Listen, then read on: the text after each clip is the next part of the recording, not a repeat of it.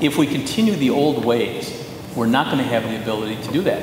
What's really sad in the United States is when we look at what had been the most educated country in the world, and now we find ourselves secondary to some of these countries, some of the educational growth in India, obviously China, some of the European countries.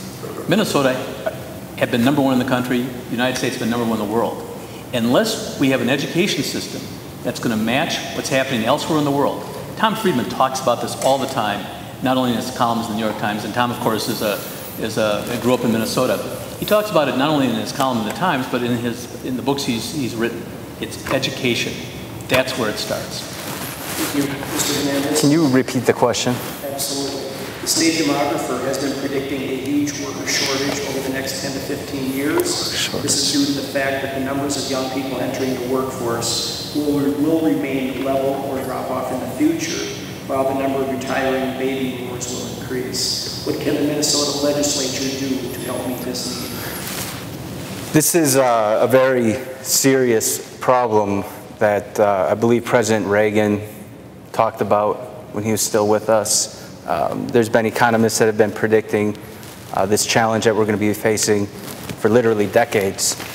And the way a lot of our systems are set up in terms of our social welfare programs, Social Security, Medicare, Medicaid, has very similar resemblances to what I call a legal Ponzi scheme. You know, you have people coming into the system, and you have people at the top of the system that paid in before. And so what you need is a constant flow of people feeding into the system. So how do we deal with this challenge, this population challenge, demographics challenge? Well, I think we need to increase the size of the Minnesota state population. We need to move forward and continue to make Minnesota a pro-immigrant, pro-friendly state. I'm second generation, come from a family of immigrants, and we also need people to retain the talent that we have here. I do agree with Senator Cohen in that it comes down to education, but I think we need to change the structure of education from one that focuses on liberal arts and history and social studies to changing our education structure where it focuses in on real skills, training skills that will be applicable in the job market. Because I think in the future, we're not going to see as many people going to college as we've seen over the last 20 years. It's becoming more and more expensive.